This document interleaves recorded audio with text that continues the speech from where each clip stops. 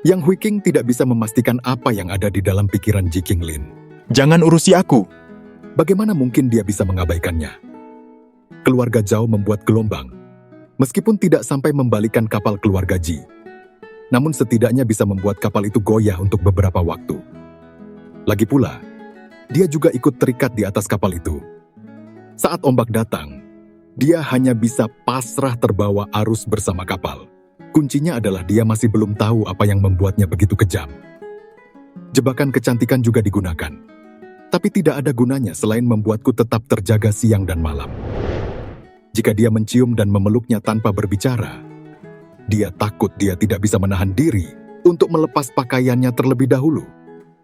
Setelah bersenang-senang beberapa kali, ketika Yang Hui King melihatnya, dia sangat menyadari keinginannya yang tidak terkendali.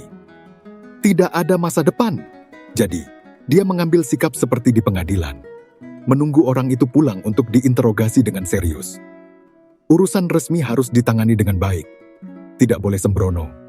Dan tidak bisa seperti kemarin yang tiba-tiba melepas pakaian saat sedang berbincang. Semakin cepat masalah ini diselesaikan, semakin baik. Semakin lama ditunda, semakin buruk keadaannya. Dia sudah memantapkan keputusan dan sengaja mengganti dengan gaun hitam kecil yang formal dan serius.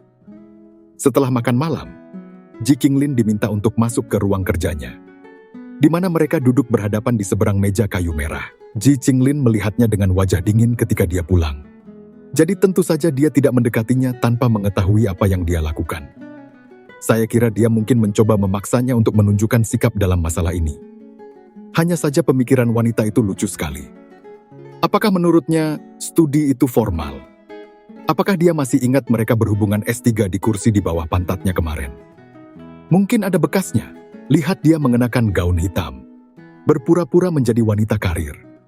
Tidak ada sedikit pun kesan seperti itu. Siapa yang berpakaian seperti wanita karir mengenakan pakaian yang ketat? Wanita karir yang elegan justru menyembunyikan lekuk tubuhnya. Dengan sengaja mengurangi ciri khas feminin, agar bisa lebih diterima. Matanya menatap ke arah payudara yang menggembung, yang dia pegang dengan tangan di atas meja. Itu lucu. Jadi aku mengambil pena dari tempat pena, dan memutarnya dengan santai di tanganku. Menunggu dia berbicara. Pergi minta maaf kepada Zhao Enyu. Dia mengangkat alisnya, dan dia bahkan meminta langsung padanya. Dia menggelengkan kepala. Tidak pergi. Sudah tahu itu jawabannya. Yang Hui King bersandar pada tangan, merasa putus asa seketika. Kalau begitu, aku akan pergi mewakili kamu. Ji Qinglin melemparkan pena di tangannya dan mendarat di depannya dengan suara gemerincing. Dia tampak jelek dan menatapnya tajam. Kamu berani? Meski merupakan pertanyaan retoris, nada penolakannya lebih kuat dari sebelumnya. Yang Hui King tidak mengerti. Awalnya dia mengira dia akan melukai wajahnya. Jadi dia tidak mau menerima permintaan maafnya. Mengapa hal itu tidak bisa dilakukan di tempatnya? Tanpa diduga, pria itu menjadi marah, memelototinya, bangkit, dan pergi. Dia juga datang ke pintu dengan keras. Takut dia tidak menyadari kemarahannya. Yang Hui King hanya bisa menghela nafas. Ini adalah kerugian dari pernikahan. Tapi jangan pernah berpikir untuk menjalin hubungan dari hati ke hati selama 10 atau 8 tahun. Atau mungkin mereka tidak bisa berteman selama 10 atau 8 tahun. Dan mereka hanya bisa menjadi pasangan nikah dan menjalani kehidupan yang seharusnya mereka jalani. Begitu konflik ditemui, sulit untuk mendamaikannya. Mereka hanya bisa mengandalkan waktu dan didikan kedua belah pihak untuk memilih mengubur konflik dan menjaga kehidupan damai dan harmonis di permukaan. Terlebih lagi, dia yang baru saja menikah, bahkan belum mengetahui temperamen seseorang, dan masih beranggapan bahwa dia bisa membujuk suaminya untuk pergi ke rumah Zhao untuk meminta maaf. Dirinya lah yang telah terpesona oleh beberapa adegan ikatan pria yang tampaknya harmonis. Dengan percaya diri percaya bahwa mereka dapat hidup secara berbeda, bahwa mereka benar-benar bisa berbaikan. Dia sudah sedikit kehilangan. Dan ketika dia melihat Ji Qinglin tidur dengan punggung menghadap ke samping, meringkuk di tepi tempat tidur, api menggelegak di dalam hatinya. Siapa yang peduli jika Anda hidup atau mati? Ini seperti anak-anak yang sedang bertengkar.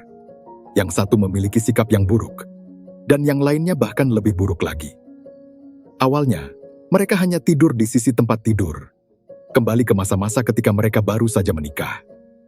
Akibatnya, Yang Hui King sengaja tidak membiarkan bibinya menyiapkan makanan pedas yang biasa dia makan keesokan harinya.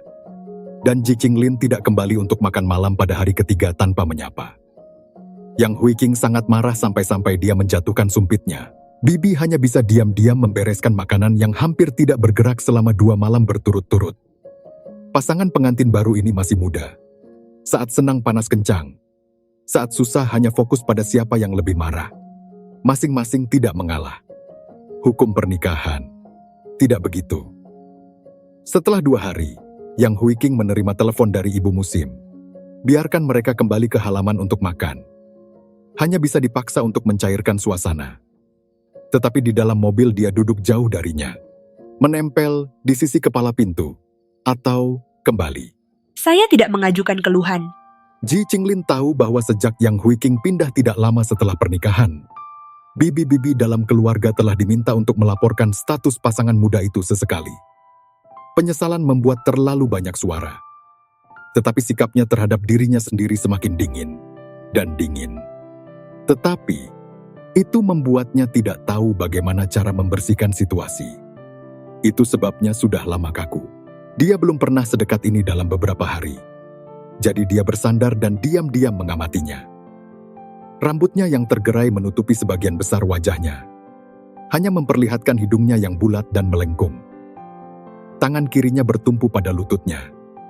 Cincin kawinnya terlihat cerah dan berkilau. Memamerkan tangannya yang panjang dan putih. Dia ingin mengusap jari-jarinya. Jari-jarinya selalu lembut. Berpikir demikian. Dia pun melakukannya. Dan pada saat dia bereaksi, jari-jarinya sudah terjepit di ujung jarinya. Jari-jari bertautan. Yang Hui King menoleh dengan cemas. Alisnya yang tampan sedikit berkerut. Dia telah merias wajahnya hari ini. Bulu matanya melengkung. Dan eyelinernya yang terkulai, bahkan lebih polos. Ini bukan cincin yang bagus. Mengapa Anda tidak mengatakan itu tidak baik ketika Anda memberinya cincin kawin ini? Dia menarik jarinya lagi dan menggenggam tangannya. Mengukur cincin itu dengan hati-hati. Saya akan memesan ulang 1 untuk Anda dalam beberapa hari. Lelucon, dapatkah pernikahan dihidupkan kembali? Yang Hui King menarik tangannya tanpa ampun dan mengabaikannya. Ji Qinglin menghayati aroma krim tangan yang dioleskan di tangannya. Orang tua itu tinggal di sebuah halaman di jalan lingkar kedua. Memarkir jalan yang jauh dari mobil, tidak bisa masuk. Jalan berkerikil tidak terlalu mulus. Dan Ji Qinglin menggandeng tangannya saat menjemputnya dari mobil. Jalannya buruk, kamu bersandarlah padaku. Yang Hui King mengenakan sepatu hak tinggi yang bagus. Tentu saja dia tidak ingin mencoba menjadi berani. Tetapi ketika dia dipegang oleh tangan kirinya dan melingkari pinggangnya, seluruh tubuhnya terbungkus dalam pelukannya. Hanya untuk merasa seperti seorang nenek dengan tungkai bawah yang tidak sehat. Seharusnya tidak harus seperti ini.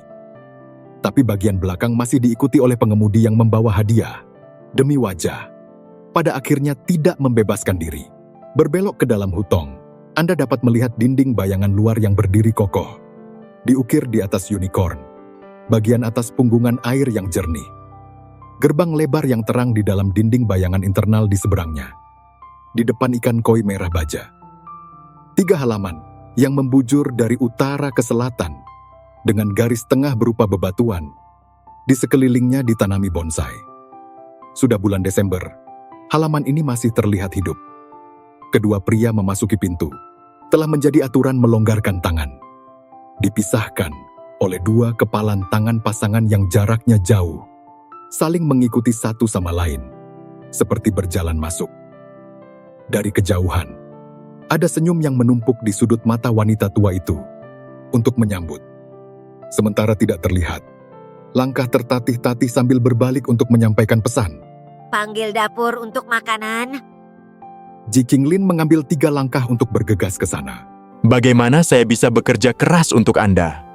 Yang Hui King atau yang terakhir kali ulang tahun Jilao datang ke halaman. Yang mengenali siapa dengan siapa.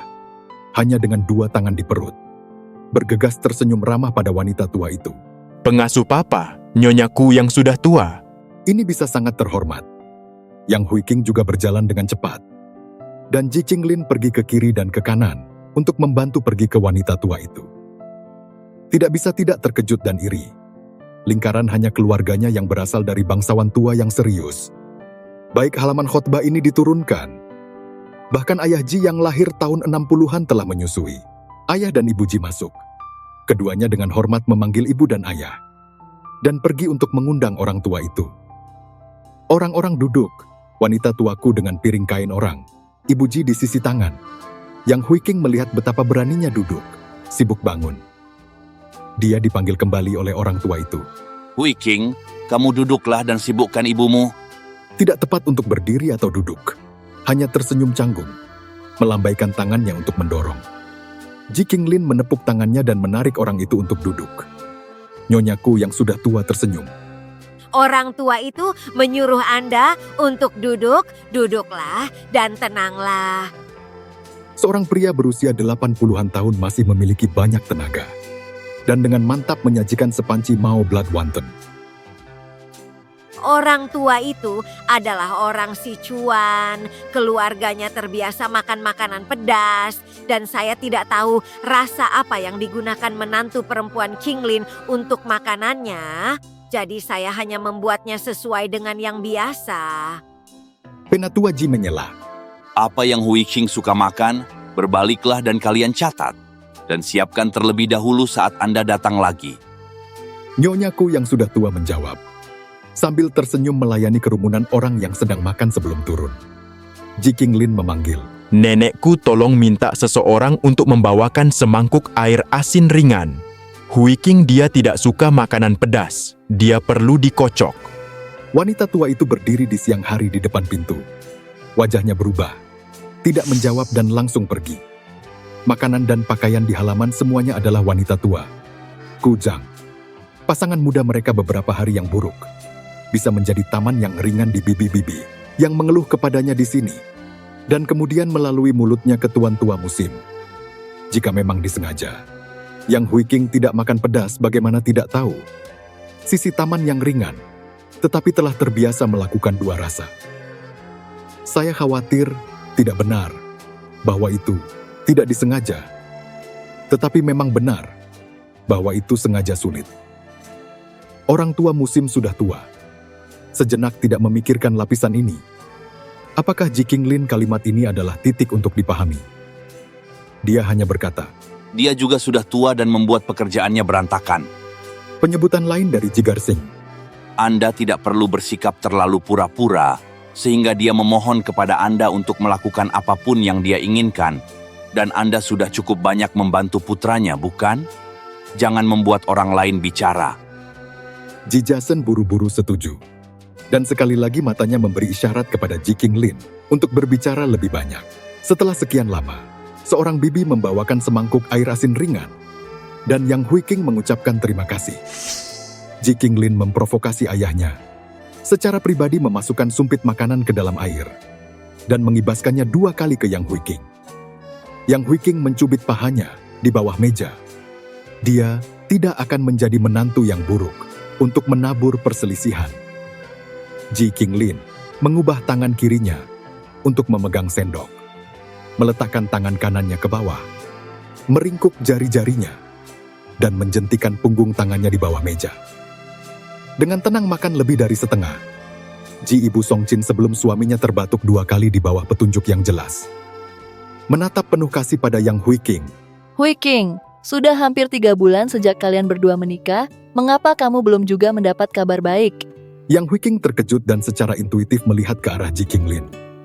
Bagaimana menyebutkan masalah ini ya? Bagaimana dia harus menjawab, mengatakan bahwa mereka melakukan tindakan?